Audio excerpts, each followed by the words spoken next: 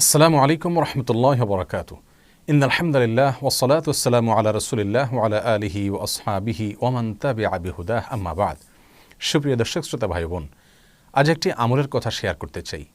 যে আমলটির মর্যাদা, যে আমলটির ফজিলত, যে আমলটির মূল্য আল্লাহ সুবহানাহু ওয়া তাআলার কাছে এত বেশি যে জাহেলি যুগে কোনো মানুষ তার নিজের মেয়েকে যখন জীবন্ত কবরস্থ করত, সেই ভয়াবহ পরিস্থিতি থেকে, মরণাপন্ন অবস্থা থেকে, মৃত্যুর মুখে পতিত হওয়া থেকে সেই মেয়েকে যদি কেউ উদ্ধার করে বাঁচিয়ে দেয়, এই ব্যক্তির যে মর্যাদা, এই ব্যক্তির এই আমলের যে মূল্য আল্লাহ সুবহানাহু ওয়া তাআলার কাছে, আজ আমরা যে আমলটির কথা বলতে চাচ্ছি সেই আমলটির মূল্য ঠিক সেরকম এবং তার মর্যাদা আল্লাহ সুবহানাহু ওয়া তাআলার কাছে একই রকম।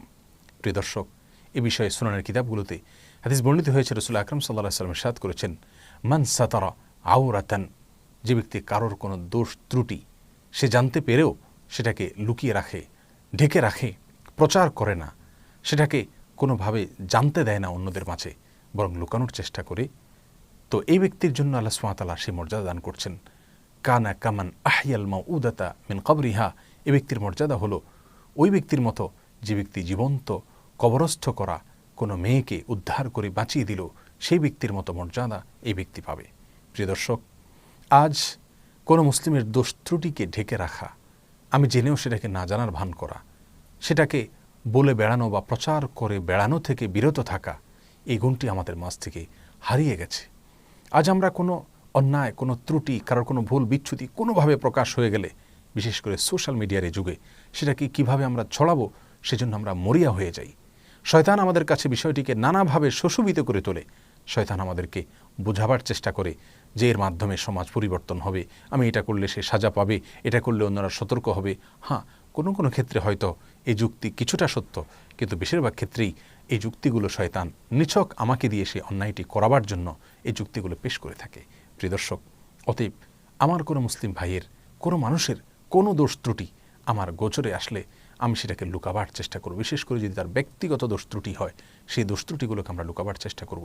আল্লাহ নবী সাল্লাল্লাহু আলাইহি সাল্লাম বলেছেন, সুনানে তিরমিজি হাদিস বর্ণিত হয়েছে, যে ব্যক্তি কোনো মুসলিমের দোষ ত্রুটিকে, কোনো মানুষের দোষ ত্রুটিকে যে ব্যক্তি ঢেকে রাখবে, সেটাকে অপ্রকাশিত রাখবে, সেটাকে মানুষের মাঝে প্রচার করে বেড়াবে না, আল্লাহ সুবহানাহু ওয়া তাআলা কিয়ামতের দিন তার দোষ ত্রুটিকে সেভাবে ঢেকে রাখবেন।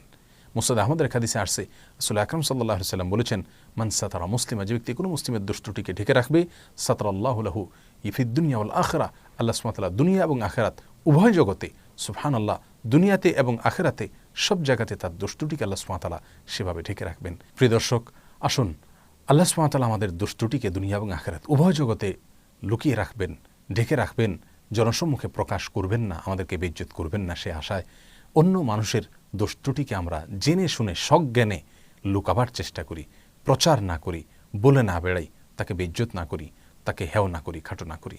আল্লাহ সুবহানাহু ওয়া তাআলা আমাদের সকলকে এই উন্নত মানসিকতা, এই সুন্দর গুণটি আমাদের নিজেদের ভিতরে ধারণ করবার তৌফিক দান করুন। জাযাকুমুল্লাহু খায়রা। আসসালামু আলাইকুম ওয়া রাহমাতুল্লাহি ওয়া বারাকাতুহু।